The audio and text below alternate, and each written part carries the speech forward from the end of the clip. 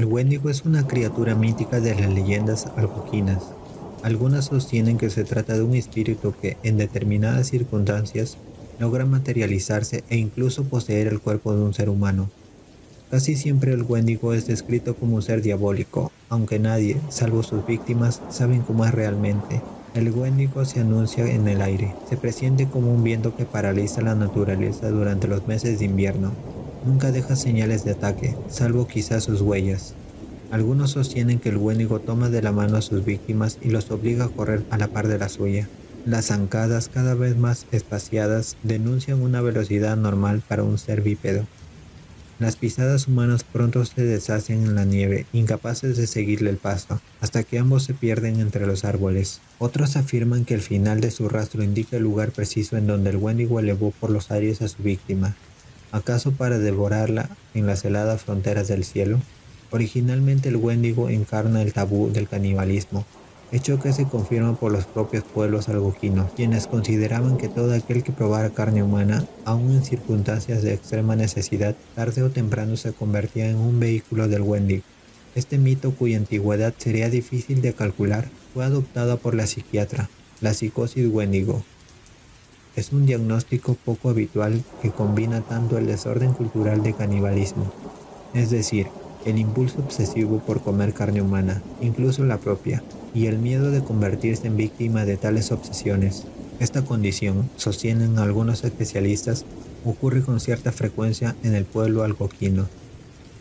Ahora bien, el Wendigo logró trascender en el ámbito del mito a la psiquiatría. Se ha convertido en una pieza habitual del relato de terror. Estos Wendigos literarios, vástagos de la leyenda, son criaturas glotonas, ávaras, proclives al desenfrenado gastronómico. No importa cuánto coman, nunca logran alcanzar un estado de satisfacción. Como en tantos otros casos, el cuento de terror logró comprender mejor los rasgos esenciales de una tradición, incluso mejor que la psicología y la antropología. Algunos especialistas sostienen que el Wendigo en realidad es un mito cultural, y no una expresión de psicosis local. Los pueblos algonquinos utilizan la leyenda del Wendigo para subrayar los peligros de la glotonería y la avaricia. De hecho, cualquier persona que se abandone a la avaricia puede convertirse en un Wendigo. El único remedio para prevenir estas metamorfosis es favoreciendo la moderación y el cooperativismo. Yo convertido el Wendigo es una criatura insaciable, nada puede desviarlo de su deseo atroz por comer carne humana.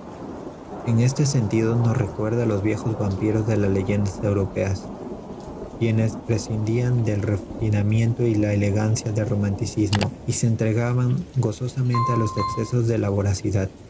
El debate sobre si el Wendigo representa un desorden psicológico real o es apenas una leyenda colorida se instaló a comienzos del siglo XX.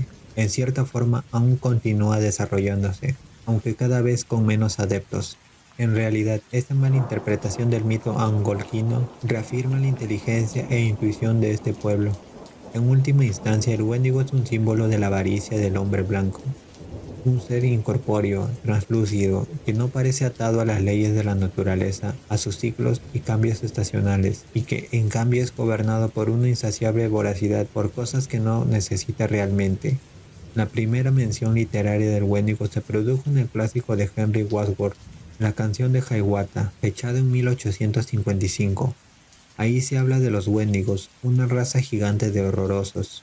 Desde luego que la aparición más notable del Wendigo en la literatura proviene del relato del Algernon Blackwood, El Wendigo, donde una criatura inmemorial acecha a un campamento y aterroriza a sus habitantes de una forma que difícilmente podemos hallar en otro relato.